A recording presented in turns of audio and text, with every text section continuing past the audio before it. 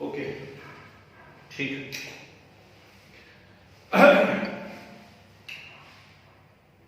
Collide हम लोग discuss कर रहे हैं, क्या क्या पढ़ चुके हैं कोलाइड के अंदर। आपको यदि ध्यान हो तो सबसे पहले हमने देखा colloidal state is intermediate state, और colloidal state is intermediate state के अंदर हम लोगों ने उससे कंपेयर करा है कोलाइड को ट्रू सॉल्यूशन और सस्पेंशन के साथ।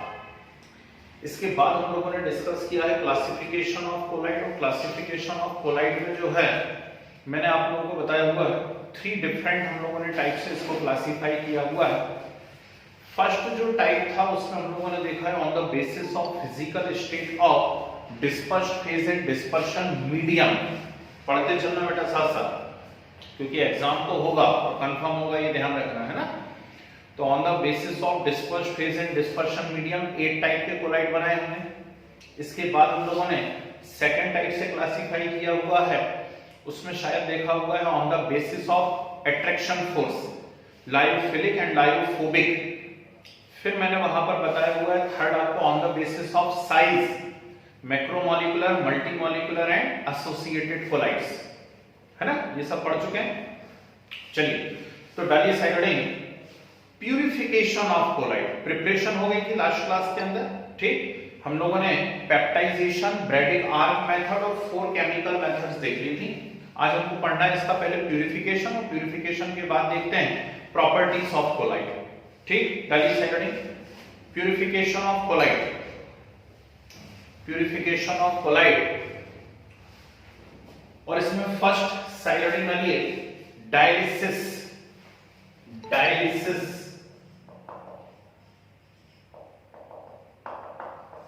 जी। तो यदि आप कंसेप्ट क्लियर रखना चाहते हैं तो पहले ही ये दिमाग में बनाओ कि आप करने क्या जा रहे हो, ठीक है ना। करने क्या जा रहे हो सबसे पहले तो ये सोच लीजिए। आप करने जा रहे हैं प्यूरिफिकेशन ऑफ कोलाइड। तो प्यूरिफाई कर क्यों रहे हो, तो नेचुरल बात है प्यूरिफाई इसलिए कर रहे हो क्योंकि उसके अंदर कुछ ना कुछ इंप्यूरिटीज होंगी, इसलिए तो कोई भी चीज को हम प्यूरिफाई करेंगे। इंप्यूरिटी किसकी है, सबसे बड़ा क्वेश्चन ये उठ रहा है कि यदि आप कोलाइड को प्यूरिफाई करने जा रहे हैं तो नेचुरल सी बात है किसी चीज को प्यूरिफाई तभी करेंगे हम लोग, है ना। हाँ, डिसॉल्व सब्सटेंस। और डिसॉल्व सब्सटेंस कौन है कि उसमें कुछ इंप्यूरिटी होगी। इंप्यूरिटी कौन है, तो ये बहुत अच्छे से याद रखिए कि कोलाइड्स के अंदर जो इंप्यूरिटी होती है वो होती है ट्रू सॉल्यूशन की, ठीक। तो या तो आप इसे ट्रू सॉल्यूशन बोल लीजिए और या फिर कह लीजिए इलेक्ट्रोलाइट्स, ठीक है। तो किसी भी कोलाइड के अंदर जो इंप्यूरिटीज हैं वो है ट्रू सॉल्यूशन की या इलेक्ट्रोलाइट की। अब इसे हमें क्या करना है, सेपरेट करना है। तो कोलाइड नेम किसने इंट्रोड्यूस किया हुआ है, लास्ट क्लास में हम लोगों ने पढ़ा था थॉमस ग्राहम। और मैंने आपसे एक बात कही हुई थी कि ग्राहम जो था वो किस चीज का स्पेशलिस्ट था, वो डिफ्यूजन एक्सपेरिमेंट ही कर रहा है, चाहे 11th क्लास हो या 12th क्लास हो। तो 12th में वो डिफ्यूजन एक्सपेरिमेंट कर रहा है। तो डिफ्यूजन एक्सपेरिमेंट के बेसिस पर, डिफ्यूजन एक्सपेरिमेंट के बेसिस पर थॉमस ग्राहम ने क्या करा, एक बहुत ही सिंपल सा एपरेटस बनाया है। कैसा एपरेटस है देखना ध्यान से। ऐसा एक बड़ा सा कंटेनर या बीकर आप एज्यूम कर लीजिए, ठीक। और इस बीकर के अंदर उन्होंने कैसी फनल लटकाई हुई है, ये फनल पाइप, एक पाइप एज्यूम कर लीजिए, एक पाइप या फनल लटकी हुई है, और इसके नीचे यहां पर सेमी परमिएबल मेम्ब्रेन लगी हुई है, ठीक। अंदर भरा हुआ है कोलाइड, वो कोलाइड जिसका हमें प्यूरिफिकेशन करना है, और बाहर यहां भरा हुआ है वाटर, ठीक है। ये लटका हुआ है। तो जो लोग लेट आए हैं उनके लिए वापस से मैं थोड़ा सा रिवाइज कर देता हूं 1 मिनट की मैंने क्या क्या बोला हुआ है। मैंने कहा हम लोग पढ़ रहे थे लास्ट क्लास में प्रिपरेशन ऑफ कोलाइड, और प्रिपरेशन ऑफ कोलाइड के अंदर एक मैंने मेथड बताई थी ब्रैडिक्स आर्क मेथड। ब्रैडिक आर्क मेथड के बाद हमने सीखा था पेप्टाइजेशन, पेप्टाइजेशन के बाद 4 केमिकल मेथड्स बनाई थी। अब उससे कोलाइड बन गया, लेकिन जब कोलाइड बना तो हमें महसूस हो रहा है कि यार उसके अंदर कुछ इंप्यूरिटीज हैं, तो चलो क्यों ना उन इंप्यूरिटीज को हटा लिया जाए। तो इंप्यूरिटीज को हटाने के लिए, इंप्यूरिटीज को हटाने के लिए हम जिस मेथड का यूज कर रहे हैं उसमें सबसे पहली मेथड है डायलिसिस। तो मैंने कहा इंप्योरिटी है किस चीज की, तो कोलाइट में इंप्योरिटी किसकी होती है, ट्रू सॉल्यूशन की या फिर इलेक्ट्रोलाइट की। इलेक्ट्रोलाइट और ट्रू सॉल्यूशन एक ही चीज है, याद रखना है ना। तो आप क्या करिए, थॉमस ग्राहम के एक्सपेरिमेंट को कीजिए। उन्होंने क्या करा, एक बीकर लिया हुआ है या कोई भी एक कंटेनर लिया हुआ है, उसके अंदर पानी भर दिया हुआ है, एक पाइप टाइप का लटका दिया, नीचे उसमें सेमी परमेबल मेम्ब्रेन लगी हुई है और ये ऐसा लटका हुआ है, अंदर वो कोलाइट भरा है जिसका आपको प्यूरिफिकेशन करना है। कुछ नहीं, बिल्कुल सिंपल सी मेथड है। कोलाइट के अंदर जो भी ट्रू सॉल्यूशन है वो सारे के सारे ट्रू सॉल्यूशन के पार्टिकल्स डिफ्यूज होकर के क्या हो जाएंगे, बाहर आ जाएंगे, और ट्रू सॉल्यूशन के पार्टिकल डिफ्यूज होकर बाहर आ जाएंगे। कोलाइट कैसा हो जाएगा, प्योर हो जाएगा। बात खत्म, हो गया कोलाइट प्योर। आगे बात समझ में, ठीक है ना। तो ये है कोलाइट का प्यूरिफिकेशन का डायलिसिस मेथड। फिर उसने आगे क्या किया, उसने यहां पर इलेक्ट्रिकल फील्ड लगा दी, ठीक। और नेचुरल बात है कि जब आप इलेक्ट्रोलाइट की बात कर रहे हैं, मतलब आयंस है, चार्ज है, और जब आप इलेक्ट्रिकल फील्ड लगाएंगे तो ये प्रोसेस कैसी हो जाएगी, फास्ट हो जाएगी फास्ट। तो इलेक्ट्रोडायलिसिस नाम उसको दे दिया, मतलब इलेक्ट्रिकल फील्ड की प्रेजेंस में आप डायलिसिस प्रोसेस यदि कर रहे हैं तो नाम क्या दे दिया उन्होंने, भाई साहब ने, इलेक्ट्रोडायलिसिस। आइए नहीं एक बात समझ में, कोई डाउट तो नहीं इसके अंदर, ठीक है ना। कहां यूज होता है, नेचुरली किडनी में जो काम हो रहा है वो है सेकंड मेथड। क्या है उसका नाम बोल दो जल्दी से, नेचुरली किडनी में क्या हो रहा है जल्दी, अल्ट्रा फिल्ट्रेशन, ठीक है। नेचुरली किडनी में हो रहा है अल्ट्रा फिल्ट्रेशन। अब ये मत बोलना हम तो मैथ्स वाले हैं हमें क्या मालूम, अरे ऐसे कैसे नहीं मालूम, 10th में तो साइंस सभी लोग पढ़ते हैं, और 10th में यदि हम लोग साइंस पढ़ते हैं तो उसमें सर्कुलेटरी सिस्टम बोल रहा हूं, एक्सक्रीटरी सिस्टम तो पढ़ते हैं, और एक्सक्रीटरी सिस्टम के अंदर आपने किडनी का स्ट्रक्चर सीखा हुआ है, नेफ्रॉन है ना। नेफ्रॉन का नाम सबको ध्यान रहता है क्योंकि नेफ्रॉन का स्ट्रक्चर एक इंपॉर्टेंट क्वेश्चन हुआ करता था। तो वो जो नेफ्रॉन आपने पढ़ा हुआ है, वहां पे नेफ्रॉन के अंदर कौन सी प्रोसेस हो रही है, अल्ट्रा फिल्ट्रेशन। ये मैं अभी 2 मिनट बाद आ रहा हूं इसके ऊपर। और जब किडनी प्रॉपर वर्क नहीं कर पाती है तो जो भी पेशेंट है उसके ब्लड का हमें प्यूरिफिकेशन करना, और ब्लड के प्यूरिफिकेशन के लिए फिर जो टेक्निक आप यूज करते हैं वो कौन सी होती है, डायलिसिस। इसलिए उस मशीन को भी हम क्या कहते हैं, डायलाइजर। आर्टिफिशियल किडनी किस पे बेस्ड है, डायलिसिस पर बेस्ड है। आती बात समझ में, ठीक। चलिए तो लौट करके इसके ऊपर आ जाता हूं, अल्ट्रा फिल्ट्रेशन बोल दिया है, आंसर पहले लीक हो चुका है कि नेफ्रॉन के अंदर अल्ट्रा फिल्ट्रेशन हो रहा है। तो एक्चुअली अल्ट्रा फिल्ट्रेशन हो क्या रहा है, मतलब क्या है अल्ट्रा फिल्ट्रेशन का, तो अल्ट्रा फिल्ट्रेशन से मतलब है filtration with the help of ultra filters. Ultra filter से मीनिंग क्या है, अल्ट्रा फिल्टर से मीनिंग है बहुत ही बारीक बारीक पोर्स वाले फिल्टर्स, उसको हम अल्ट्रा फिल्टर कहते हैं, ठीक है ना। जैसे मान लीजिए मेरे पास कोई एक कपड़ा है, इसी की बात कर लेता हूं, है ना। ये रुमाल मेरे हाथ में अभी आपको नजर आ रहा है, इसके ऊपर यदि मैं कोलाइट डालूंगा तो इसका मैक्सिमम पार्ट में महसूस करूंगा कि बाहर आने लगेगा, टपकने लगेगा, होगा ऐसा, ठीक है ना। बहुत कुछ आइटम जो है बाहर आने लगेगा इसमें से डिफ्यूज होके, पर इसके पोर्स को मैं छोटा कर लूं किसी टाइप से। अब इसके पोर्स को मैं छोटा कैसे करूं, अल्ट्रा फिल्टर बनाना है तो इसके पोर्स को छोटा करना है, तो कैसे इसके पोर्स को छोटा कर लूं, तो बहुत ध्यान से सुनना भाई, इसके लिए हम क्या करेंगे, ध्यान से सुनिएगा। आप नॉर्मल फिल्टर पेपर लेंगे और नॉर्मल फिल्टर पेपर को डुबा देंगे कोलोडियन के अंदर। किसमें डुबा देंगे, कोलोडियन। अब ये बड़ा टफ सा टर्म हो रहा है तो छोड़ दो इसको, एक काम करो, आप तो को होता ना मैदा वगैरह देखा होगा, भटूरे खाते रहते होंगे, छोले भटूरे वाले बता रहे हैं व्हाट इज कोलोडियन, आ रहे हैं। पहले मैं जो बोल रहा हूं उसे सुनो, उसको आप पानी के अंदर घोल लो, अच्छा पेस्ट बना दो, नॉर्मल फिल्टर पेपर को उसके अंदर डुबाओ, डुबा करके बाहर निकालो, सुखा लो, बोलो उस फिल्टर पेपर के पोर बड़े हो जाएंगे या छोटे हो जाएंगे, छोटे हो जाएंगे, छोटे, ठीक हो जाएंगे छोटे। भाई पोर्स के अंदर क्या डिपॉजिट हो जाएगा, वो मैदा डिपॉजिट हो जाएगा, ठीक है ना। अब केमिस्ट्री पढ़ रहे हैं, मैदा बोलेंगे तो बड़ा अजीब लगेगा, तो हम यहां पर लेते हैं कोलोडियन, क्या लेते हैं आप, कोलोडियन। तो नेचुरल बात है, दिमाग में क्वेश्चन आ रहा होगा कि यार कोलोडियन क्या होता है। कुछ नहीं, colloidal solution of cellulose nitrate. सुना मैंने क्या कहा?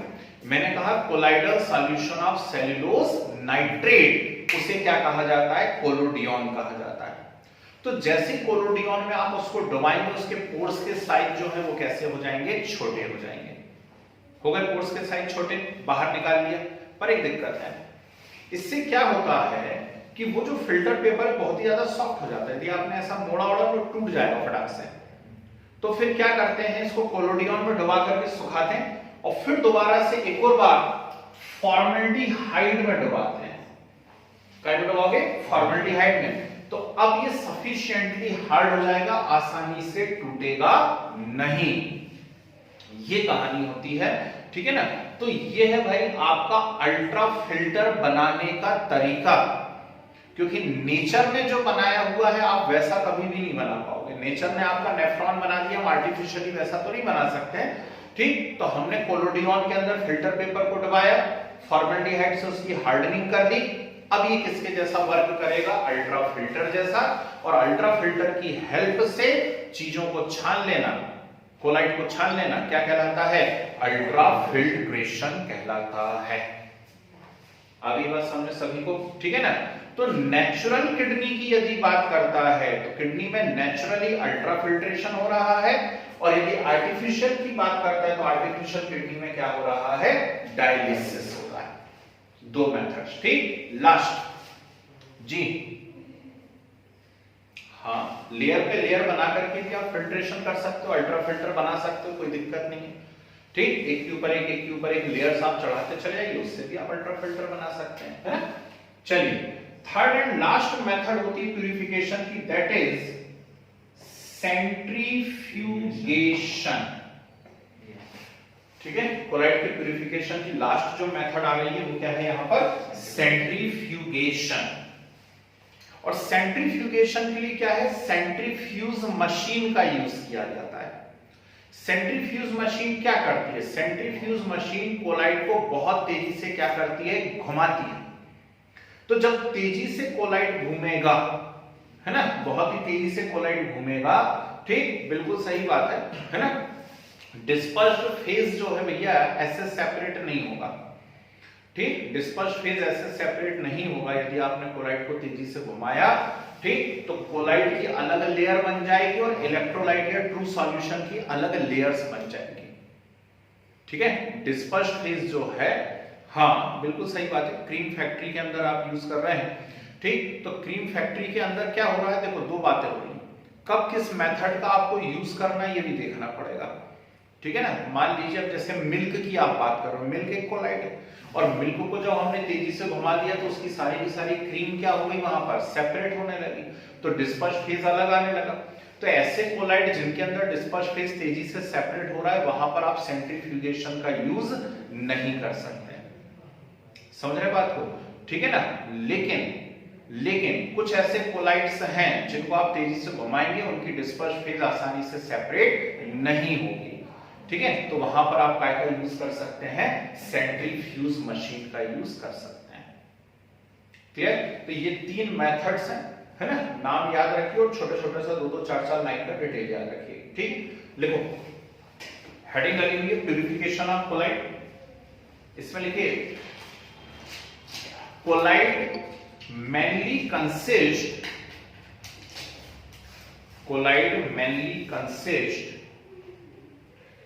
impurities of true solution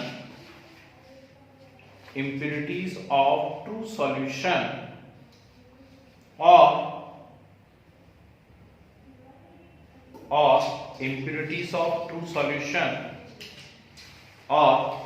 electrolytes which can be separated by following methods.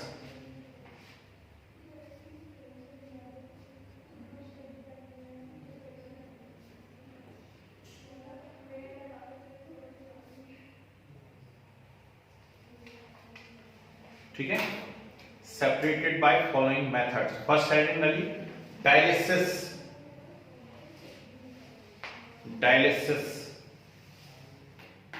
लिखो separation of electrolyte from colloid by simple diffusion method.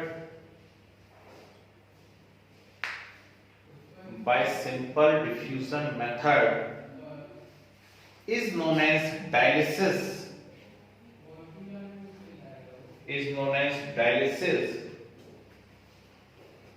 And the apparatus used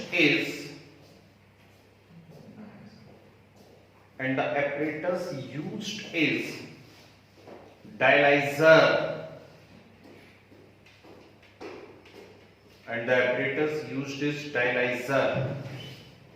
ठीक है, फुल स्टॉप करके इसी में लिखो. फर्स्ट प्रिपेयर्ड बाय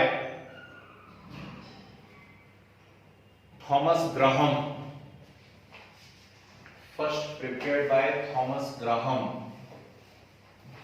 वापस से एरो का साइन बना के लिखें. Dialysis becomes fast.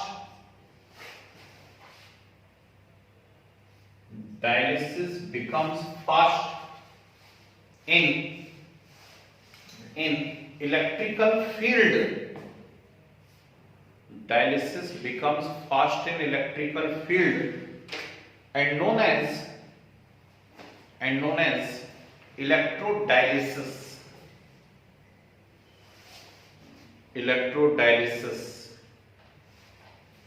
ठीक है, एरो बना के लिखिए. आर्टिफिशियल किडनी बेस्ड ऑन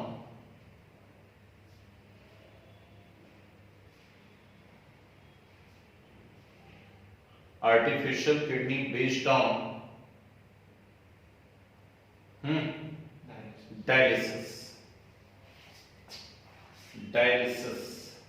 ठीक, डायग्राम बनाना हो तो बना लीजिए. कोलाइड लटका हुआ है, एसपीएम नीचे लगी हुई है, बाहर क्या है, सॉल्वेंट है, वाटर. तो जो भी उसमें इंप्यूरिटीज है वो डिफ्यूज होकर के क्या हो जाएंगी, बाहर आ जाएंगी. कितने सिंपल है. सर जी बोलिए. सर ब्लड भी कोलाइड है. कौन? हाँ, ब्लड कोलाइड है ना, ब्लड भी कोलाइड है. अकेला हीमोग्लोबिन की बात करेंगे आप तो वो भी कोलाइड है. चलिए डायग्राम का नेक्स्ट हेडिंग आती ultrafiltration.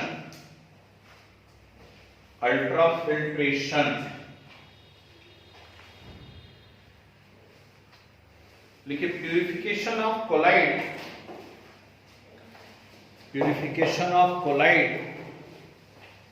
with the help of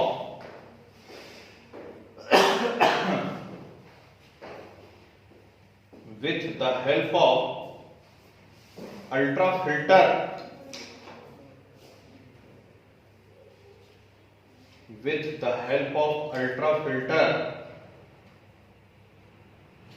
is known as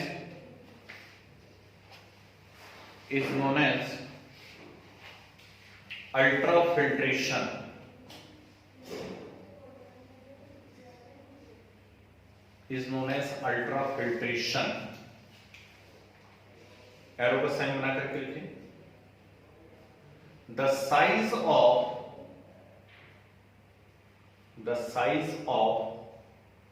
pores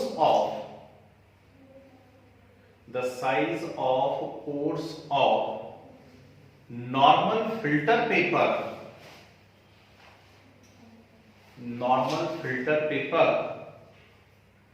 are much larger than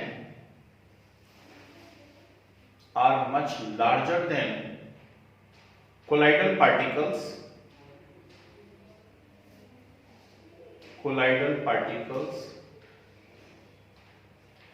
These pores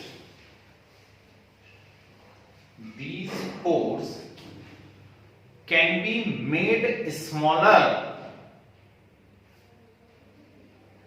these pores can be made smaller by dipping normal filter paper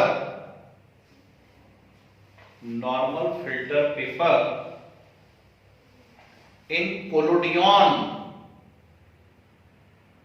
collodion, in collodion, followed by hardening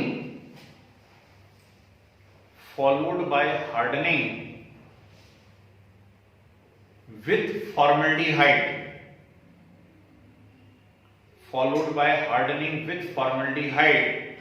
now it act as ultra filter,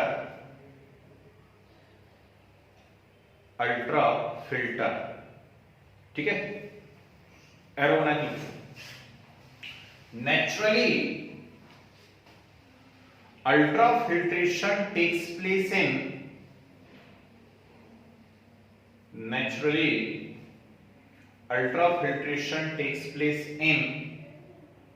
nephron, bracket लिख लीजिए, small bracket में kidney, nephron small bracket में लिख लीजिए kidney. आ रही है समझ में? ठीक, बढ़िया। चलिए आगे बढ़ जाए, है ना। कोलोडियन क्या है, इसको लिख लो एक स्पेशल पॉइंट करके। Colloidal solution of cellulose nitrate, special point करके लिख लीजिए। Colloidal solution of cellulose nitrate in alcohol और ether, colloidal solution of cellulose nitrate in alcohol और ईथर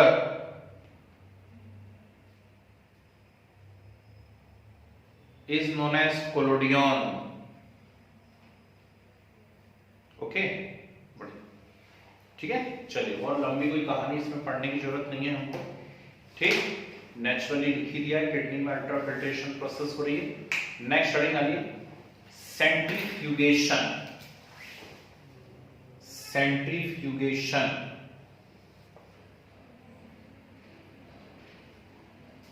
देखिए, in this method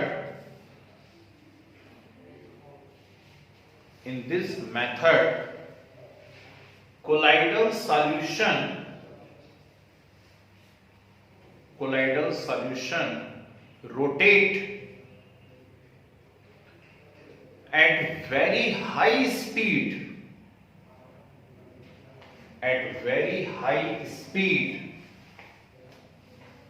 with the help of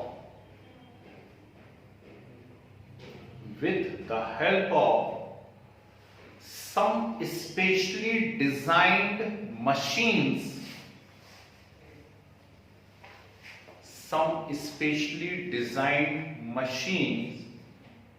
known as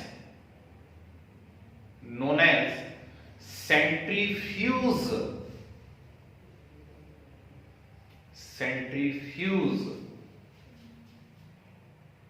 ठीक है। And due to this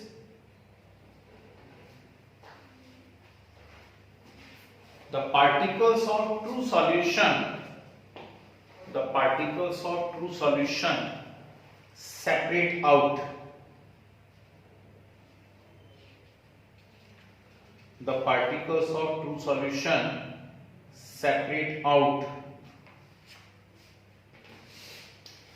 clear. चलो खत्म करो, है ना।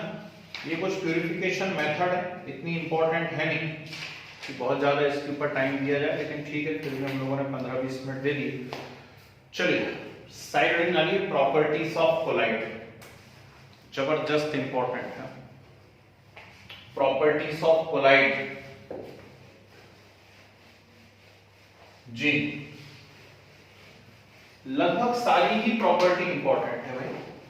हम कहां से स्टार्ट कर रहे हैं? हम स्टार्ट कर रहे हैं, पहले ब्राउनियन मूवमेंट की बात करेंगे, ब्राउनियन मूवमेंट के बाद हम टिंडल इफेक्ट की बात करेंगे।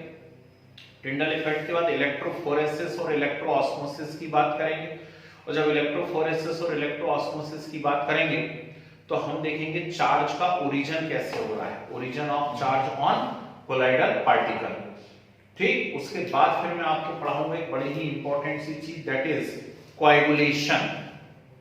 ठीक है, अभी हमने पिछली क्लास में क्या पढ़ा हुआ है, पेप्टाइजेशन, और अब हम क्या पढ़ने वाले हैं इसमें, कोएगुलेशन। ठीक है, तो चलिए एक एक बात को डिस्कस करते हैं। फर्स्ट साइड बना लीजिए, जरा लगा लीजिए मोस्ट इंपॉर्टेंट ब्राउनियन मूवमेंट।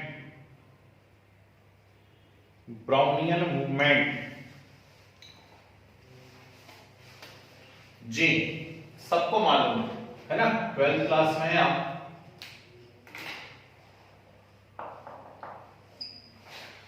तो रॉबर्ट ब्राउन, बायो वाले बच्चे बहुत अच्छे से पहचानते हैं इनको, है ना, क्योंकि बहुत ही फेमस बॉटनिस्ट थे ये रॉबर्ट ब्राउन।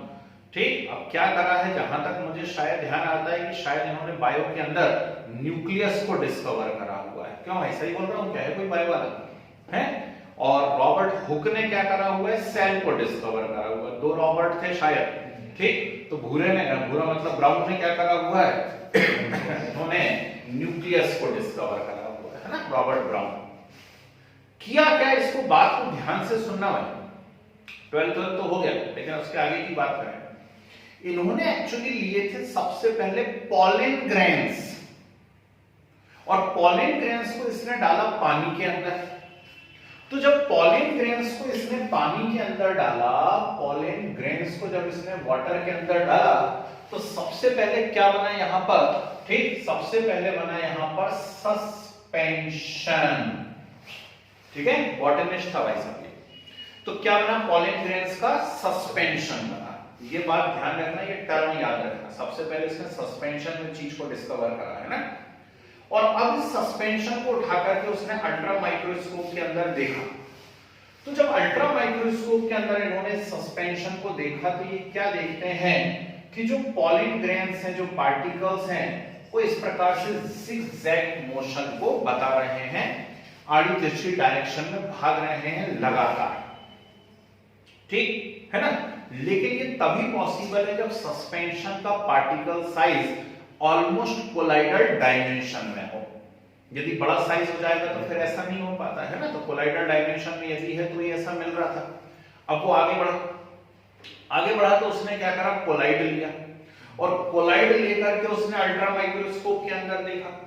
तो कोलाइड को जब अल्ट्रा माइक्रोस्कोप के अंदर देखा, तो कोलाइड के अंदर भी उसे सेम जिगजैग मूवमेंट मिली, और इसे उसने क्या नाम दिया, इसे उसने नाम दिया ब्राउनियन मूवमेंट। तो इस प्रकार से उसने ब्राउनियन मूवमेंट को डिस्कवर करा। बहुत ही खुशी की बात है, आपने डिस्कवर कर दिया। अब इससे हमें क्या फायदा है ब्राउनियन मूवमेंट से? तो पहले दो बातें सुनते हैं। पहली बात है कि ये होती क्यों है, ब्राउनियन मूवमेंट हो क्यों रही है, और दूसरी बात यहां पर आ रही है कि इसका सिग्निफिकेंस क्या है, इससे फायदा क्या हो रहा है। तो ब्राउनियन मूवमेंट हो रही है unequal bombardment of particles of dispersion medium and dispersed phase। समझ रहे बात को? ठीक, यहां पे मीडियम के पार्टिकल्स हैं मान लीजिए, अब डिस्पर्स्ड फेज के पार्टिकल्स आए, उनसे आकर के टकराए, और इनके जो कोलिजन है वो ऑलमोस्ट इलास्टिक कोलिजन है। ऑलमोस्ट क्यों टर्म मैंने यूज कर दी, क्योंकि एक लंबे समय बाद धीरे धीरे एनर्जी लॉस होता चला जाएगा, और कोलाइड आज नहीं तो कल कभी ना कभी खत्म तो होगा। ठीक, लेकिन फिर भी ऑलमोस्ट इनके जो कोलिजन है वो इलास्टिक कोलिजन है। तो यहां पे कोई डिस्पर्शन मीडियम पार्टिकल है, डिस्पर्स फेज आकर के टकराया, जैसे ही टकराया इलास्टिक कोलिजन है, उसकी डायरेक्शन चेंज हुई, कहीं और गया टकरा करके, वहां किसी से टकराया, फिर कहीं और गया, और इस प्रकार से लगातार उसकी क्या होती रहती है, टक्कर होती रहती है। इसी से हम क्या बोलते हैं, ब्राउनियन मूवमेंट हो रहा है। यदि साइज इंक्रीज होता चला जाएगा, तो साइज इंक्रीज होने से ब्राउनियन मूवमेंट क्या होने लगेगा, फिर डिक्रीज होने लगेगा, क्योंकि बड़े बड़े पार्टिकल हैं वो इतना लॉन्ग मूवमेंट नहीं कर पाएंगे, वहीं कहीं टकरा जाएंगे। दूसरी बात, बड़े पार्टिकल जब टकराते हैं तो फिर एनर्जी लॉस के चांसेस भी ज्यादा बढ़ जाते हैं, तो पूरी तरह इलास्टिक कोलिजन होना पॉसिबल नहीं हो पाता है। इसलिए सस्पेंशन में जब हम पढ़ रहे थे, हमने लिखा मे और मे नॉट, याद आया? ठीक, मे और मे नॉट, हाँ वो नीचे बैठने लगेंगे, नहीं तो सस्पेंशन जैसा हो जाएगा, फिर नीचे बैठ जाएगा। तो यहां भी पॉलन ग्रेन का सस्पेंशन उसने जब बनाया था, तो पॉलन ग्रेन के जो पार्टिकल साइज थे वो कोलाइडल डायमेंशन के थे, इसीलिए क्या हो रहा था वहां पर, इसीलिए वहां पर आपको ब्राउनियन मूवमेंट दिख रहा था। तो रीजन समझ में आया? रीजन है अनइक्वल बम्बार्डमेंट ऑफ पार्टिकल्स, ठीक है ना। अगली बात, इससे फायदा क्या होता है? कोलाइडल, ये ब्राउनियन मूवमेंट बिल्कुल घोंट लेना, the stability of colloid is due to Brownian movement. फिर से बोल देता हूं, the stability of colloid is due to Brownian movement. कोई भी कोलाइड तभी कोलाइड है जब उसके अंदर क्या हो रहा है? Brownian movement. तो ब्राउनियन मूवमेंट ऐसा क्या करता है? ठीक है ना जी, ब्राउनियन मूवमेंट ऐसा करता क्या है? ध्यान से सुनिएगा।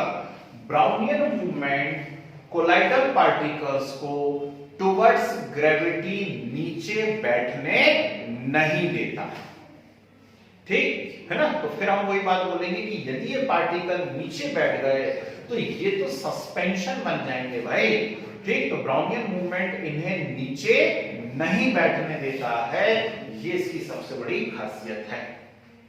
आगे बात समझ में, ठीक। तो ये पहली प्रॉपर्टी है ब्राउनियन मूवमेंट। एक और बता रहा हूं साथ में, और फिर दोनों के हम लोग क्या करने वाले हैं, बढ़िया से नोट्स बनाने वाले हैं। सेकंड जरा ध्यान से सुनिएगा, दैट इज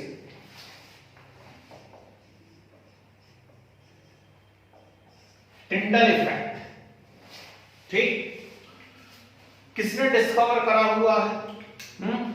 फेराडे ने, ठीक है ना। नाम टिंडल इफेक्ट है, डिस्कवर फेराडे ने करा था, पर टिंडल उसका टीम मेंबर था, ठीक। तो उसने कहा भैया मेरे को दे दो, उसने कहा अच्छा चल तू रख ले। तो आप कोई बुक देखोगे ना, आप अच्छी सी बुक तो हो सकता है आपको उसके अंदर लिखा मिले फेराडे टिंडल इफेक्ट, ठीक। तो फेराडे और टिंडल ने मिलकर के डिस्कवर करा था, फिर आजकल अकेले टिंडल के नाम से चल रहा है, तो ठीक है टिंडल इफेक्ट। और फिजिक्स में मुझे उम्मीद है आप लोग ऑप्टिक्स पर पहुंच गए होंगे, और यदि फिजिक्स में आप ऑप्टिक्स पर पहुंच चुके हैं तो नेचुरल सी बात है स्कैटरिंग ऑफ लाइट पढ़ा होगा या पढ़ने वाले होंगे, है ना। और स्कैटरिंग ऑफ लाइट मतलब क्या है? टिंडल इफेक्ट है। इसने जो एक्चुअल एक्सपेरिमेंट करा था, ध्यान से सुनिएगा, उसने एक बीकर ले लिया है, कांच का बना हुआ है मान लीजिए, और इसके अंदर उसने कोलाइडल सॉल्यूशन रख दिया है, यहां कोलाइडल सॉल्यूशन भरा हुआ है, ठीक है। और इसे उठा करके एक अंधेरे कमरे में रख दिया, ये कैसा दिखेगा? नहीं दिखेगा, अंधेरे कमरे में हमें चीजें नहीं दिखती हैं, ठीक है ना। तो ये अंधेरे कमरे में रखा हुआ हमें नहीं दिखेगा। अब इसके ऊपर इसने क्या करा है, यहां पर एक बढ़िया सा लेंस लगा दिया, ठीक, और लाइट डाली, ठीक। जब लाइट इसने इसके ऊपर डाली कोलाइडल सॉल्यूशन के ऊपर, तो ये क्या देखता है कि जो लाइट का पाथ था, जो रास्ता था, the path of light becomes visible, ठीक। और यहां पे यदि आप इसमें सोलर रेडिएशन है, व्हाइट लाइट आप डाल रहे हैं, तो इसमें आपको ये ब्लू कलर का क्या दिखाई देता है? कोन टाइप का बना हुआ दिखाई देता है। तो उसने देखा कि मैक्सिमम स्कैटरिंग जो हो रही है वो किसकी हो रही है? ब्लू कलर की हो रही है, ठीक। तो ब्लू कलर कोन बन रहा है, और इसको उसने क्या कह दिया? टिंडल इफेक्ट कह दिया। समझ गए बात को? तो it is due to scattering of light by colloidal particles. चलो इसका सिग्निफिकेंस बताओ कोई है? आसमान देखें तो नीला नीला दिखाई देता है, और एक बात बताओ, लाल भी दिख रहा होता तो हम क्या कर लेते उसका? क्यों? आसमान नीला दिख रहा है तो कौन सी खुशी की बात है? लाल दिख रहा होता तो हम क्या कर लेते? कोई दूसरे येलो कलर का होता तो हम क्या कर लेते? स्काई ब्लू दिखता है जी, स्काई ब्लू दिखता हाँ स्काई ब्लू दिखता है। तो वही तो मैं बोल रहा हूँ, हिंदी में आसमान बोल दिया मैंने, सॉरी, स्काई ब्लू दिखता है। मेरा ये कहना है कि येलो भी दिख रहा होता तो कौन सा आपके ऊपर कोई इफेक्ट पड़ने वाला था? मैं पूछ रहा हूँ what is significance of Tyndall effect? हो क्यों रहा है वो तो आप समझ गए, स्कैटरिंग हो रही है लाइट की बाय कोलाइडल पार्टिकल्स से, ठीक है ना। ध्यान से सुनिए, ब्राउनियन मूवमेंट का सिग्निफिकेंस क्या था? Stability of colloid. जब तक ब्राउनियन मूवमेंट है तभी तक वो कोलाइड है, ब्राउनियन मूवमेंट खत्म, वो कोलाइड खत्म। टिंडल इफेक्ट क्या बता रहा है? टिंडल स्पेक्ट्रम के नेचर को दिखाता है जो ना कोलाइड में रहता है। कौन से नेचर को? हेटेरोजेनियस। वेरी गुड, ठीक। Tyndall effect confirms the heterogeneous nature of colloid. कई बार हम लोग बोलते हैं कि एयर क्या है, एयर तो होमोजेनियस है, ऐसा बोलते हैं, एयर को हम लोग क्या बोल देते हैं? होमोजेनियस है। लेकिन हम पूरा एक रूम बंद कर लें, सुबह सुबह आपके घरों में होता होगा, यदि मान लीजिए पूर्वमुखी है तो देखिए पूरा घर बंद है और किसी खिड़की में से लाइट चली आ रही है, ठीक, बारीक से होल में से यदि लाइट चली आ रही है तो उस पूरे लाइट का आपको रास्ता नजर आ रहा है, ठीक, दिख रहा है वो रास्ता। मतलब कि क्या हो रहा है, यहाँ पर स्कैटरिंग हुई है उस लाइट की, और स्कैटरिंग हुई है यानी वहां पे जो एयर भरी हुई है वो कैसा है? हेटेरोजेनस है। देखा है सभी लोगों ने ऐसा, ठीक है ना। डार्क बंद रूम कर लीजिए, अपनी मोबाइल की टॉर्च को ऑन कर लीजिए और मोबाइल की टॉर्च को ऑन करेंगे तो उसका भी रास्ता आपको ऐसा दिखाई देगा, ठीक, प्रोजेक्टर लाइट आपको दिखाई देती है ना। ये सब क्या है? ये सब टिंडल इफेक्ट के एग्जांपल्स हैं, ठीक। तो हेटेरोजेनस नेचर कैसे कंफर्म हो रहा है? टिंडल इफेक्ट से कंफर्म हो रहा है। आ रही है बात समझ में, ठीक। दूसरी बात ध्यान से सुनिए, वो जो लाइट चली आ रही है उसका पाथ आपको दिख रहा है, वो टिंडल इफेक्ट है। और उसके अंदर ध्यान से चेक करना, हमेशा बड़ा मजा भी आता, बचपन में ऐसे ऐसे खेला करते थे, उससे आप लोग खेले कि नहीं मालूम नहीं, है ना। तो उसमें डस्ट के पार्टिकल ऐसे नाचते हुए नजर आते हैं, वो क्या है? वो ब्राउनियन मूवमेंट, वो ब्राउनियन मूवमेंट है। और वो जो रास्ता दिख रहा है वो टिंडल इफेक्ट है, ठीक। चलो ऐसी दो प्रॉपर्टी अपन साथ में पढ़ते हैं। तो पहले हेडिंग ला लो जरा, ब्राउनियन मूवमेंट। देखिए, रॉबर्ट ब्राउन, मूवमेंट का zigzag पाथ रहता है। क्या भैया? फिर से बोले। मूवमेंट का zigzag पाथ रहता है। zigzag पाथ किसका रहता है? मूवमेंट का, ब्राउनियन मूवमेंट का रहता है। ब्राउनियन मूवमेंट का zigzag पाथ रहता है। जी, क्या बोला मैंने? रॉबर्ट ब्राउन, ब्रैकेट में बॉटनिस्ट चाहे तो लिख सकते हैं। Prepare suspension of pollen grains, suspension of pollen grains in water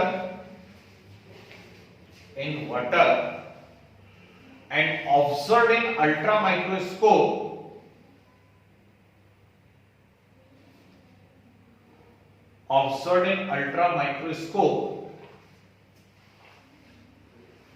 he found that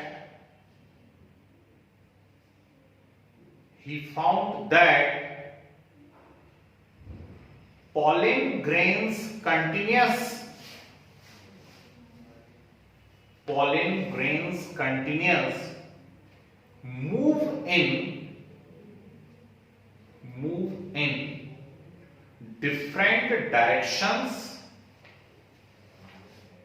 different directions, repeat. चलो फिर रिपीट कर दे रहा हूं। मैंने कहा Robert brown botanist prepare suspension of pollen grains in water and observed through ultra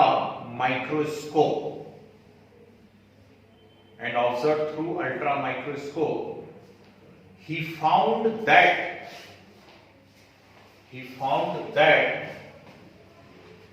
pollen grains moved in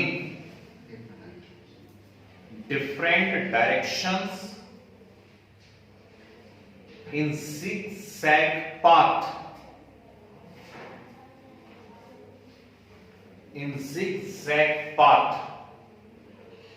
arrow बना के लिए same movement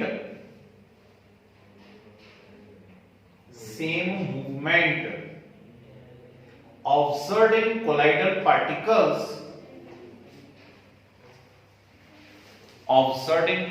particles when seen under ultra microscope,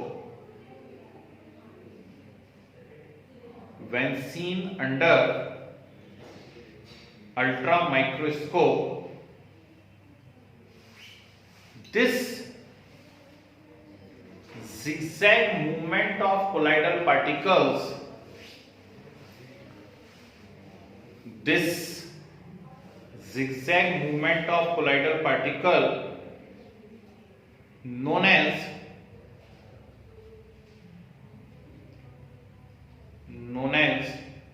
Brownian movement.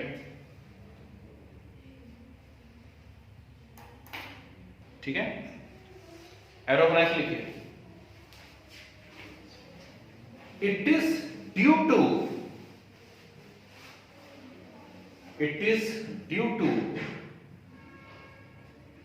unequal bombardment नहीं लिखना तो collision लिख लीजिए. It is due to unequal bombardment of particles of dispersion medium, unequal bombardment of particles of dispersion medium with dispersed phase, particles of dispersion medium with dispersed phase. Okay, फिर arrow का sign बना के लिखिए. As the size of particle increase, as the size of particles increase, Brownian movement decrease. As the size of particles increase, Brownian movement decrease. ठीक है, फिर arrow बना के इंपॉर्टेंट लगा के लिखिए.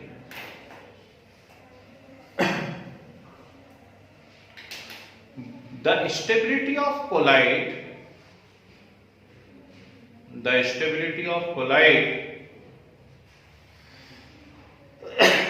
is due to Brownian movement,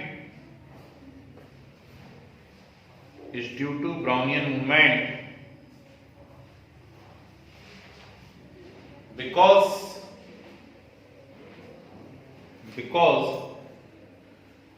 the Brownian movement oppose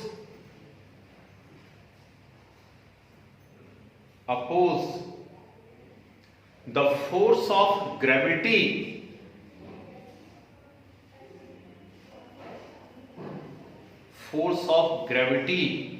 on colloidal particles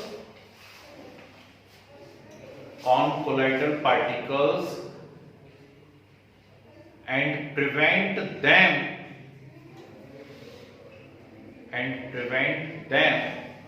to settle down.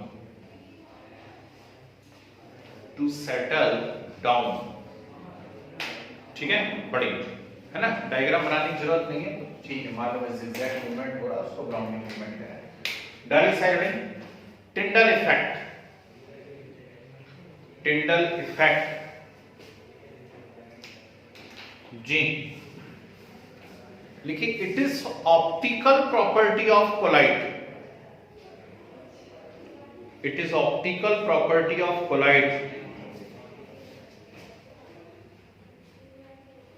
Full stop करके लिखिए. When light passed through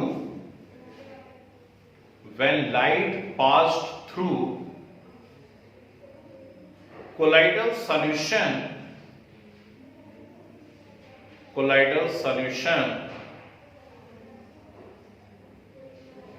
then the path of light becomes visible.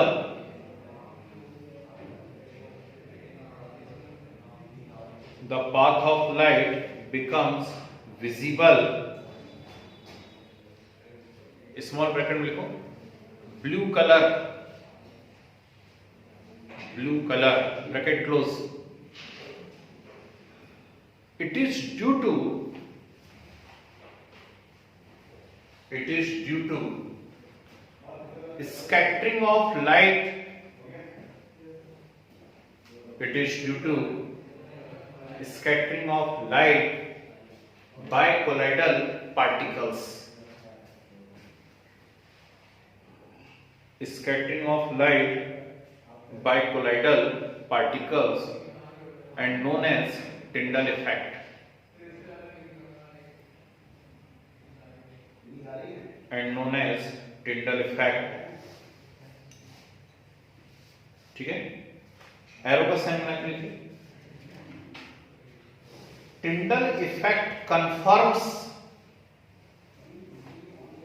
Important statement है भाई, ध्यान रखना. Tyndall effect confirms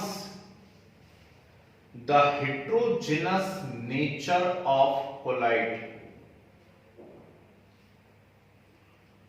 Tyndall effect confirms the heterogeneous nature of colloid. Clear? फिर arrow का sign बना के लिखिए. Tyndall effect takes place. Tyndall effect takes place only when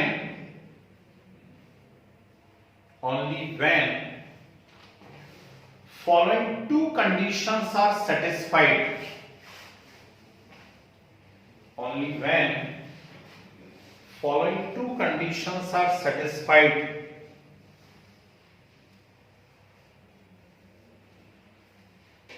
First, the diameter of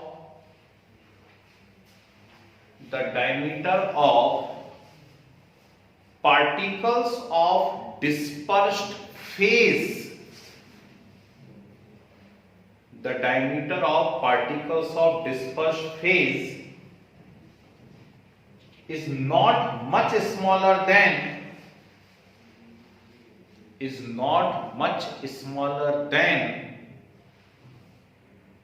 the wavelength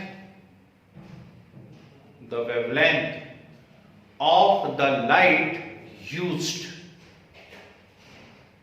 The wavelength of the light used. ठीक है. Second, the refractive index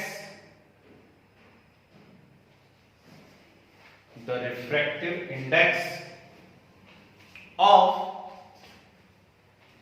dispersed phase and dispersion medium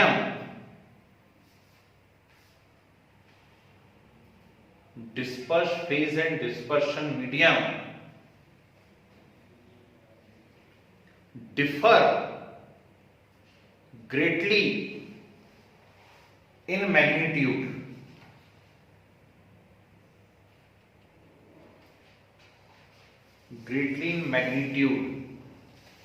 ठीक है. Small bracket should be large.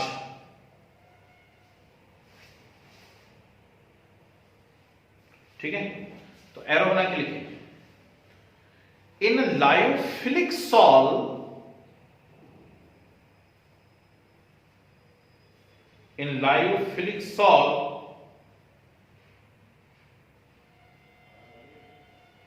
this difference is very small.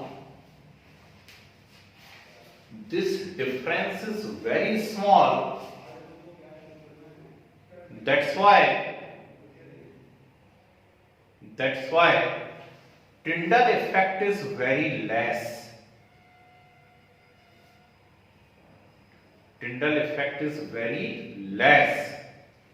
But in lyophobic sol,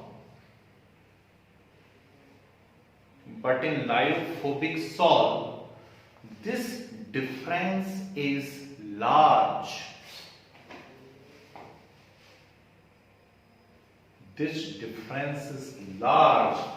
That's why Tyndall effect is also large.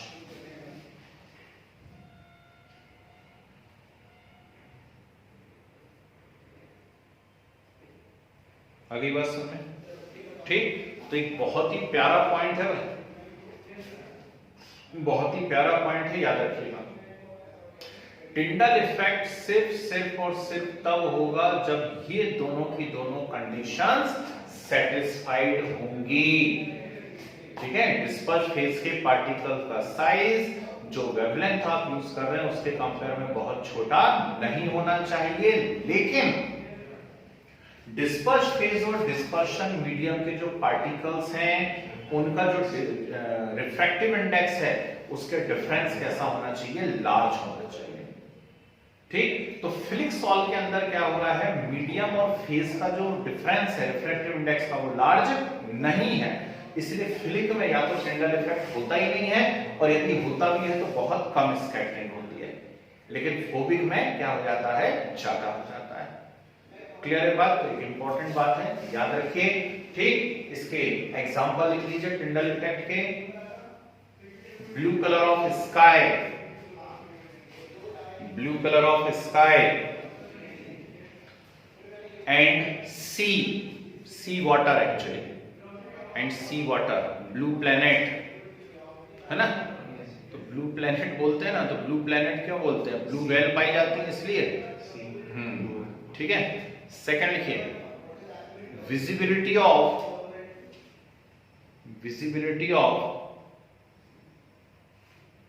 Light of projector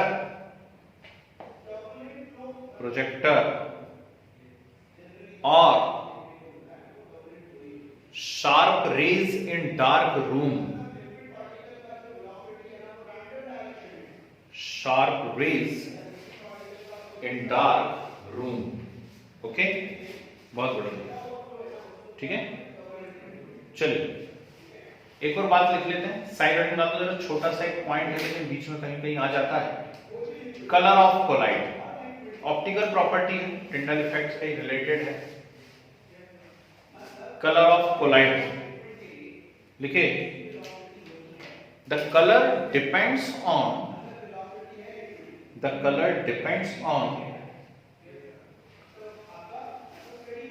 wavelength of light scattered, wavelength of light scattered by particles of dispersed phase, by particles of dispersed phase. It also depends on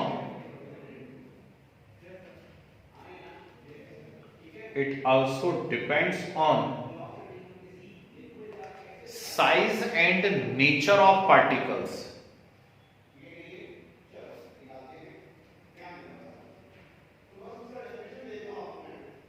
ठीक है, example लिख लीजिए, a mixture of milk and water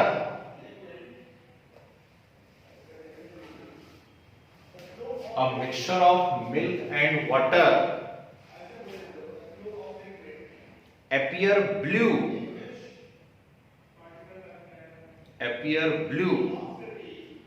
when observed by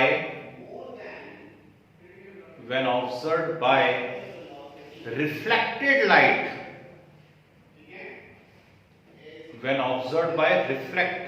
ध्यान रखना, reflected light की तरफ से देखोगे तो वो आपको ब्लू कलर का दिखेगा, कौन, मिल्क और वाटर, पर जो ट्रांसमिट हो रही है लाइट यदि उसकी तरफ से देखोगे आप तो वो आपको कैसा दिखाई देगा, रेड कलर का दिखेगा। ठीक, तो क्या लिखा, क्या स्टेटमेंट बोल के बता, ठीक, mixture of milk and water appear blue when observed through reflected light and appear red when observed through transmitted light.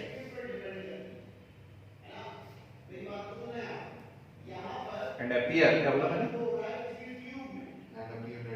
And appear red when observed through transmitted light. Clear है?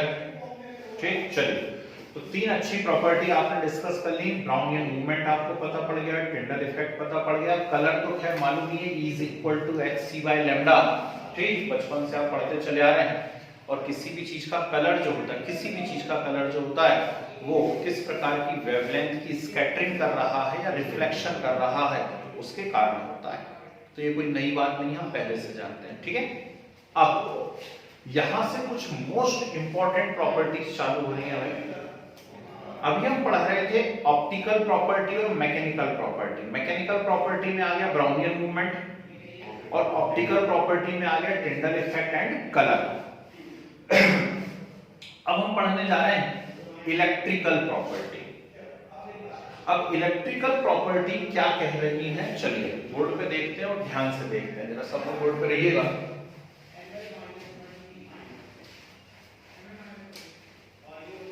जी, इलेक्ट्रिकल प्रॉपर्टी क्या कह रही है, तो इसमें दो बातें आती हैं। एक आता है इलेक्ट्रोफोरेसिस और एक आता है इलेक्ट्रो ऑस्मोसिस। दोनों अच्छे से सीख लोगे यदि तो ओरिजिन ऑफ चार्ज सीख पाओगे कि कोलाइडल पार्टिकल पे चार्ज कैसे ओरिजिनेट होता है ना। बहुत पुरानी बात है, एक चैप्टर हुआ करता था, उस चैप्टर का नाम था बायोमॉलिक्यूल्स। और बायोमॉलिक्यूल के अंदर एक पोर्शन मैंने आपको पढ़ाया था, नाम था प्रोटीन। यदि कॉपी हो तो थोड़ा सा पलटा के देख लीजिएगा। प्रोटीन के अंदर एक चीज आई थी, उसका नाम था ज्विटर आयन। और ज्विटर आयन में मैंने एक चीज लिखवाई थी मोस्ट इंपॉर्टेंट लगा करके कि यदि बेसिक मीडियम है तो ज्विटर आयन किस तरफ मूव करेगा, और यदि एसिडिक मीडियम है तो ज्विटर आयन किस तरफ मूव करेगा। याद आया कुछ, ठीक है ना। और फिर वहां पर एक पॉइंट आया था आइसोइलेक्ट्रिक पॉइंट। और आइसोइलेक्ट्रिक पॉइंट हमने किससे कहा था, आइसोइलेक्ट्रिक पॉइंट कहा था हमने वो पीएच जिस पर ज्विटर आयन की कोई भी मूवमेंट नहीं होती है, ठीक। ये चेक करके आपकी कॉपी में लिखी हुई बातें हैं, कोई नई डिस्कवरी नहीं कर रहा हूं मैं, नई बात नहीं बता रहा हूं, है ना। दूसरी बात, अभी किन्हीं भैया ने पूछा कि क्या ब्लड कोलाइड है, मैंने आंसर दिया यस, ब्लड कोलाइड है, ठीक। और कई बार जाने अनजाने हमारे हाथों से इलेक्ट्रिकल इंस्ट्रूमेंट में यदि फिंगर हो जाती है तो बहुत ही आनंद टाइप का आ जाता है, एकदम मजा आ जाता है, उसको हम बोलते करंट लग गया, है ना। लेकिन दूर रहना चाहिए क्योंकि कई बार बहुत ही हार्मफुल भी हो जाता है, ठीक है ना। यदि ज्यादा जोर से झटका लग गया तो फिर आपको भैंसे के ऊपर बैठ करके जाना पड़ता है कि नहीं। हाँ, भैया को मजा आ जाता है, दांतों से पकड़ के देखो किसी दिन बेटा, है ना। तो ये हो क्या रहा है, ब्लड और ये करंट वाली बात बीच में कहां से आ गई, है ना। करंट का क्या इफेक्ट पड़ रहा है जी, शॉक लग गया है जी। करंट का क्या इफेक्ट पड़ रहा है ना। हमारे को एकदम से कोलाइड के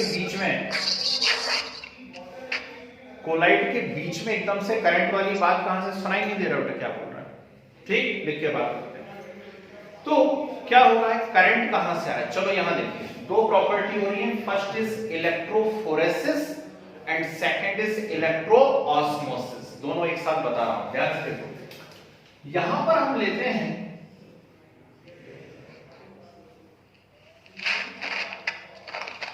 क्या है, जल्दी से पहचानो, it is U shaped glass tube, ठीक है। क्या है ये, यू शेप्ड ग्लास ट्यूब है। अब इस यू शेप्ड ग्लास ट्यूब के अंदर हम लोग क्या करने वाले हैं, ये यू शेप्ड ग्लास ट्यूब हमें नजर आ रही है, इसके अंदर हमने कोई कोलाइडल सॉल्यूशन रखा हुआ है। ये यू शेप्ड ग्लास ट्यूब है, इसके अंदर कोलाइडल सॉल्यूशन रखा हुआ है। ऊपर से आपने इलेक्ट्रिकल फील्ड लगा दी है और आउटर सर्किट से इसको अटैच कर दिया है।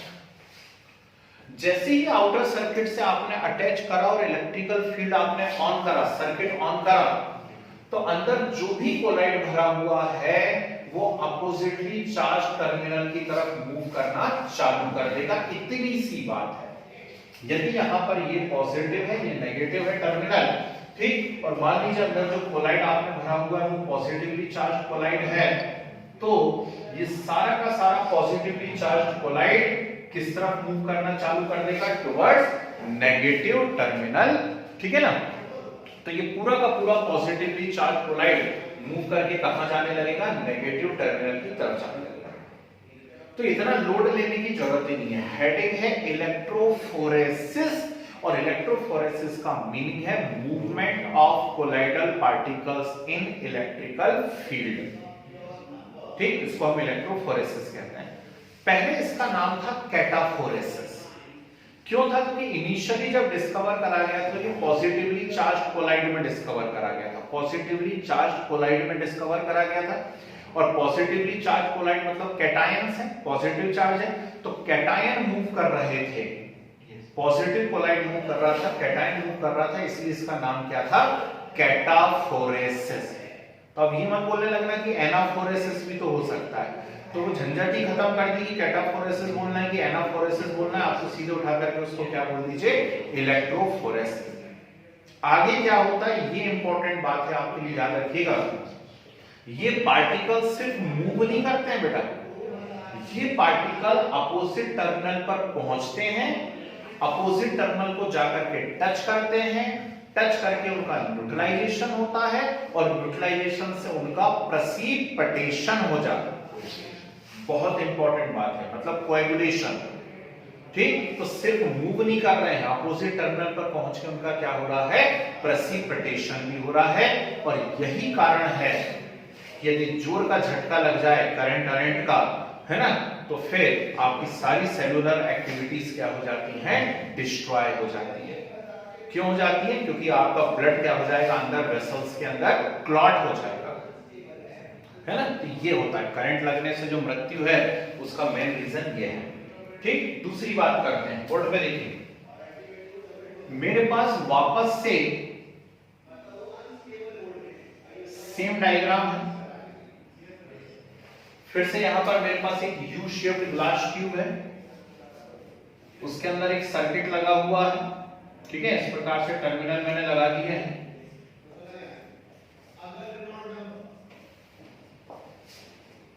ठीक। अंदर कोई कोलाइडल सॉल्यूशन भरा हुआ है,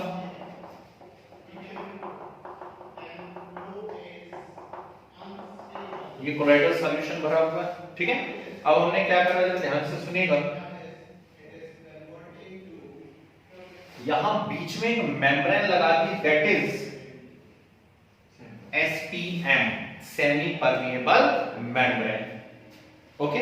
और इलेक्ट्रिकल सर्किट को ऑन कर दिया। अब जितना जो कुछ ज्ञान आपने इकट्ठा करके रखा हुआ है टर्म 1 में, उस सबको लगा दीजिए जरा। आपने बीच में SPM लगा दी है, आपकी बुक में हो सकता है यहां पे डायफ्राम टर्म यूज करा हो उसमें, ठीक, देख लेना आपकी बुक में हो सकता है डायफ्राम टर्म यूज करा हो, टेंशन में नहीं रहना। डायफ्राम मतलब क्या है? डायफ्राम कुछ नहीं है, सेमी परमेबल मेम्ब्रेन लगी हुई है बीच में, है ना। अब हमें मालूम है कि colloidal particles can not pass through semi permeable membrane. Current तो जाएगा लेकिन कोलाइडल पार्टिकल नहीं जा सकते। तो जैसे ही आपने सर्किट ऑन करा, करंट तो पूरे में फैला, जब पूरे में करंट फैला तो पार्टिकल्स ने क्या करा? भागना चालू करा, सब पार्टिकल्स भागने लगे अपोजिट टर्मिनल की तरफ, ये सब भाग रहे हैं। लेकिन होगा क्या? मजेदार बात क्या है कि इस तरफ जितना पॉजिटिव चार्ज है वो तो जाकर के यहां पे न्यूट्रलाइज हो जाएगा, हो गया। लेकिन क्या इस तरफ वाले पार्टिकल मेम्ब्रेन को घुस करके उस पर जा पा रहे हैं क्या? नहीं।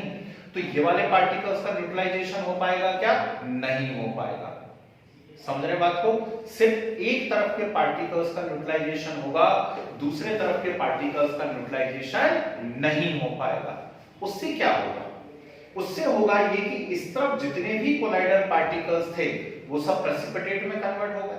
प्रेसिपिटेट में कन्वर्ट हो गए यानी पार्टिकल्स यहां से खत्म हो गए, पार्टिकल्स यहां से खत्म हो गए, उसके कारण कंसंट्रेशन जो है वो कैसा हो गया? लो। कंसंट्रेशन कैसा हो गया? लो। जबकि यहां पार्टिकल्स अभी तक हैं, न्यूट्रलाइज नहीं हुए हैं, तो यहां पर कंसंट्रेशन कैसा हो जाएगा, हाई। और अचानक से कोई पुरानी बात याद आई कि बीच में सेमी परमेबल मेम्ब्रेन लगी हुई है, एक तरफ लो कंसंट्रेशन है, एक तरफ हाई कंसंट्रेशन है, तो सॉल्वेंट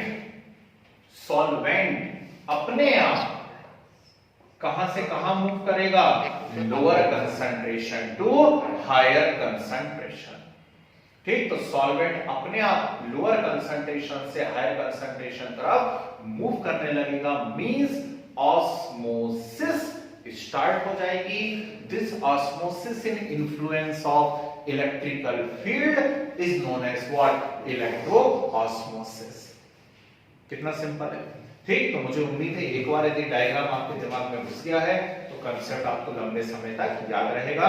ठीक है, तो मैं कैसे आगे बढ़ रहा हूं, पहले मैं इसके नोट्स बनवाऊंगा, फिर इसके, फिर अलग अलग टाइप के कोलाइड्स आपको लिखवाऊंगा, पॉजिटिवली चार्ज, नेगेटिवली चार्ज, और फिर उसके बाद हम पढ़ेंगे कि कोलाइड पे चार्ज का ओरिजिन आखिर हुआ कैसे। समझ गए? देखो, फर्स्ट स्टार्टिंग वाली इलेक्ट्रोफोरेसिस। इलेक्ट्रोफोरेसिस लिखे, movement of colloidal particles, movement of colloidal particles in influence of electrical field, movement of colloidal particles in influence of electrical field is known as electrophoresis.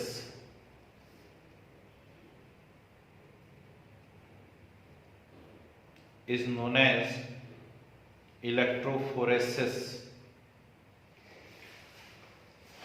Arrow का sign बना के लिखिए,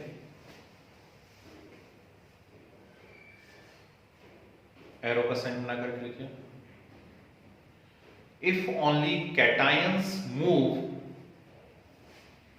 if only cations move, it is known as कैटाफोरेसिस।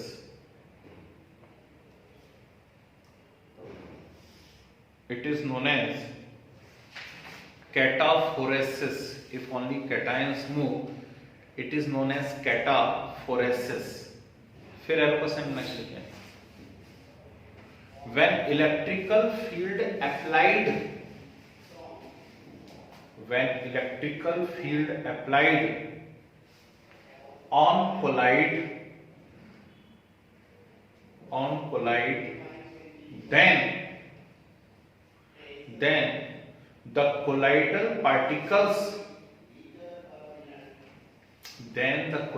particles, moves towards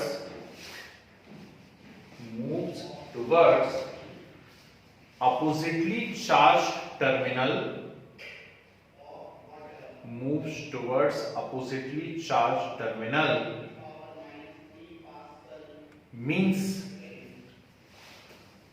electrophoresis takes place,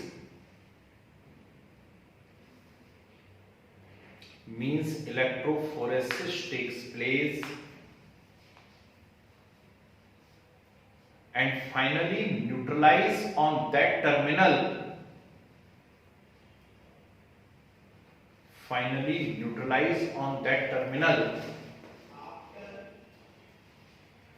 and get precipitated,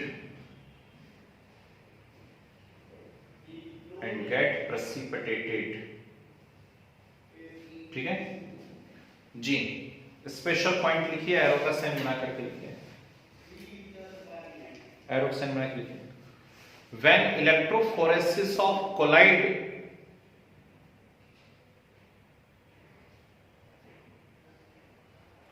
when electrophoresis of collide carried out without stirring, STIRRING, हिलाना नहीं, हिलाना डुलाना, stirring करना, ठीक है ना, without stirring, the bottom layer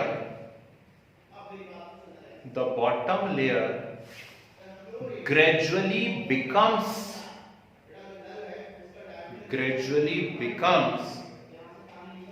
more concentrated, gradually becomes more concentrated, while the top layer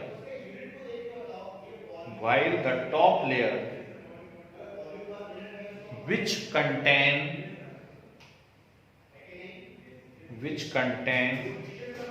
pure colloidal solution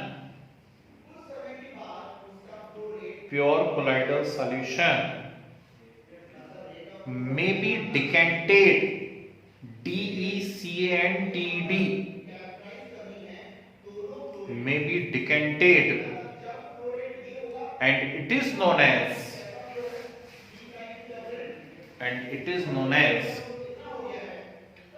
electrodecantion,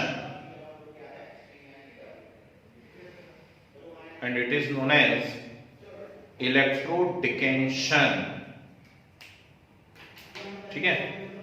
फिर arrow का sign बना के एक और स्पेशल पॉइंट लिखे, the reverse of electrophoresis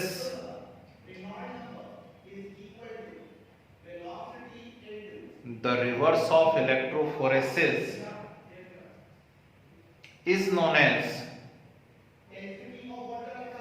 as sedimentation potential. The reverse of electrophoresis is known as sedimentation potential or Dorn effect, DORN, Dorn effect, ठीक। Red colour से underline कर लेना, काम आएंगे दोनों स्पेशल पॉइंट आपको, है ना, ठीक है। चलिए ये डायग्राम बना लीजिए लेफ्ट साइड वाला। सर जी भाई साहब बोलिए। सर वो डॉन इफेक्ट की स्पेलिंग वहां पे से DORN, डॉर्न इफेक्ट, सेडिमेंटेशन पोटेंशियल और डॉर्न इफेक्ट, ये डायग्राम बनाइए।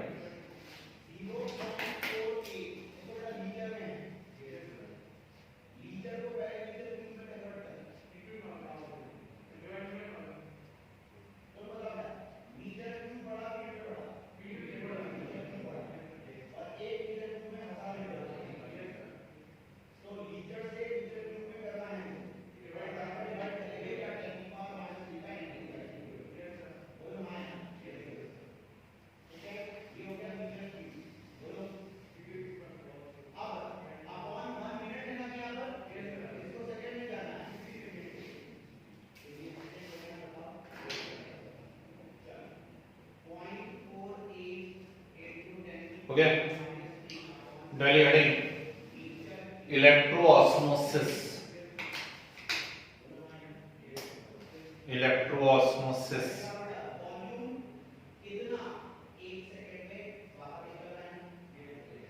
लिखिए, इन electrophoresis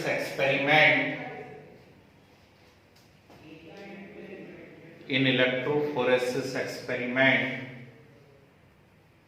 when movement of colloidal particles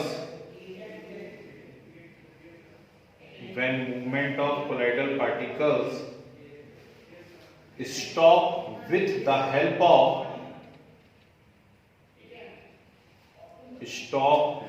the help of SPM, semi permeable membrane, SPM, then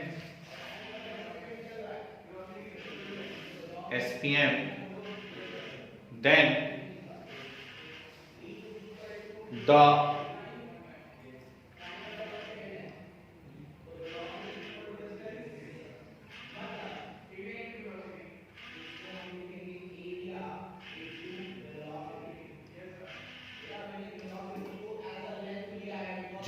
stop with the help of SPM, then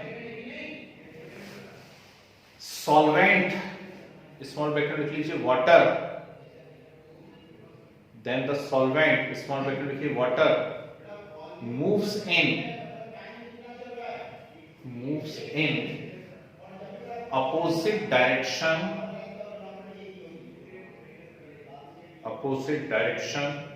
of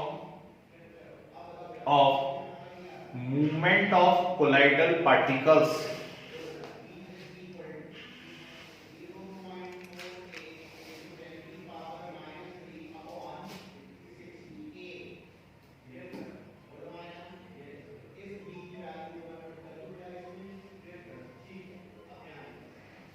hello hello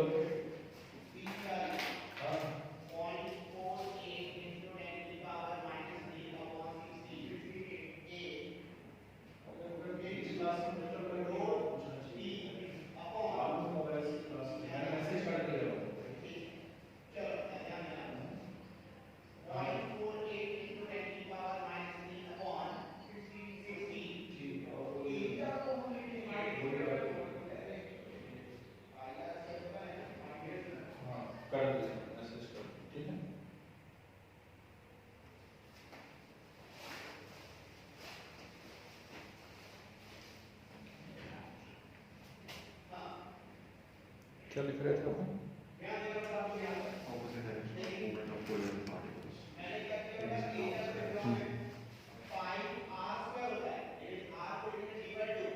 आगे फिर से then the colloidal particles moves in opposite direction of movement of then solvent bracket लिख लिया water moves in opposite direction of movement of colloidal particles means osmosis takes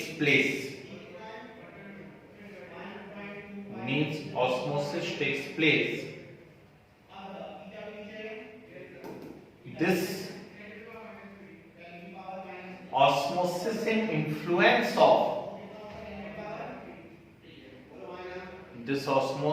influence of electrical field is electroosmosis. Diagram बनाइए. is electroosmosis.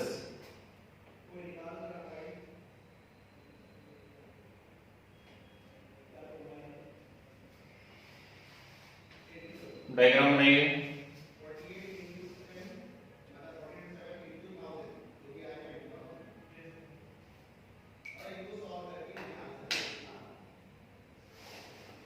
ठीक है, चलिए heading डालिए जरा. Charge on colloid. Heading डालिए charge on colloid. इसमें वापस से साइड हेडिंग डालिए positively charge collides.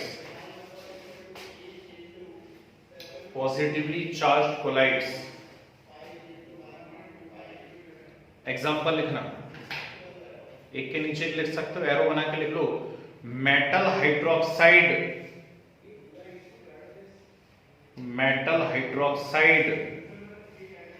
Like AlOH whole thrice FeOH whole thrice.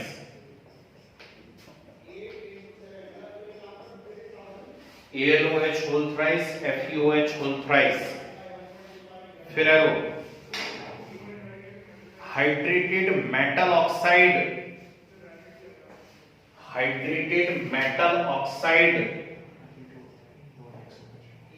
like Al2O3.XH2O Fe2O3.XH2O फिर एरो सल्फर सॉल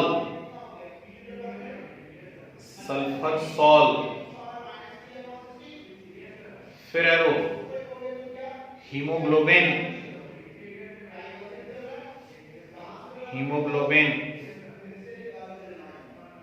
फिर एरो इंपॉर्टेंट बात लिख रहा, ध्यान से लिखना. बेसिक डाई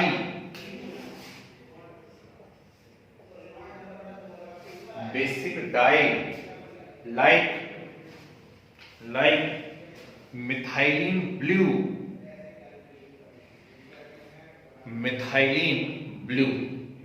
तो ये कुछ पॉजिटिवली चार्ज कोलाइड्स हैं, ठीक है ना। फिर हेडिंग ना लो जरा, negatively charge collides.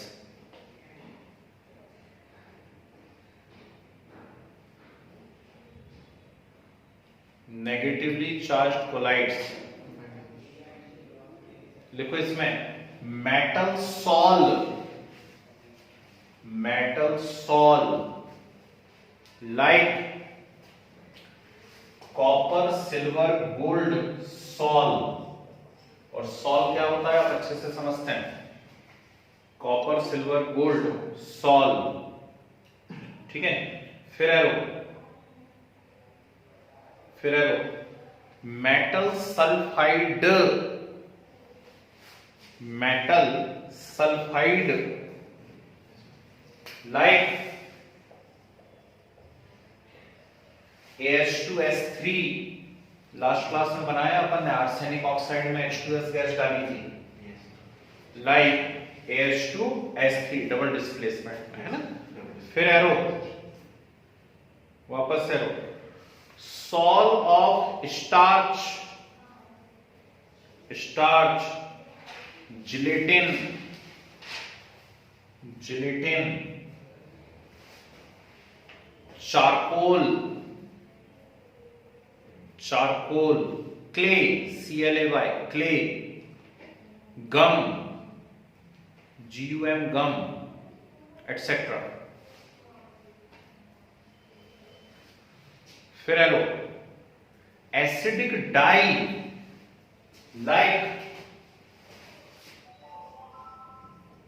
Eosin, eosin dye and Congo red, acidic dye like eosin dye and Congo red, ठीक है।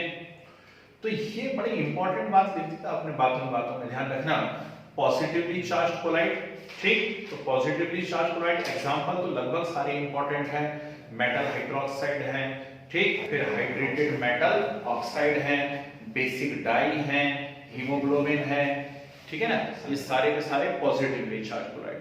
और नेगेटिवली चार्ज कोलाइड्स के अंदर तो मेटल सॉल, स्टार्च का सॉल है ना, मिट्टी पानी के अंदर घुली हुई है, वो सब नेगेटिवली चार्ज कोलाइड जैसा बिहेव कर रहे हैं, ठीक है ना। और साथ में क्या एसिडिक डाई, बेसिक डाई जो है वो पॉजिटिव और एसिडिक डाई क्या है नेगेटिव। अब असली क्वेश्चन जो उठता है और बहुत इंपॉर्टेंट क्वेश्चन कि कोलाइड पे चार्ज प्रोड्यूस कैसे हो रहा है ना। बहुत ही इंपॉर्टेंट थ्योरी होती है चार्ज ऑन कोलाइड, आपने हेडिंग डाली हुई है, तो चार्ज आखिर प्रोड्यूस कैसे हो रहा है। तो इसकी कुछ थ्योरीज हम लोगों को यहाँ पे पढ़नी है, लेकिन समय आगे इजाजत नहीं दे रहा है आज कुछ भी पढ़ने का, है ना। इसलिए नेक्स्ट क्लास में आपकी यूनिट खत्म कर रहा हूं कोलाइड, नेक्स्ट क्लास में कोलाइड यूनिट ही खत्म हो रही है पूरी की पूरी, ठीक है। तो चलिए बाकी की बातें हम लोग नेक्स्ट क्लास में करते हैं और कोलाइड को फिनिश करते हैं, ठीक है।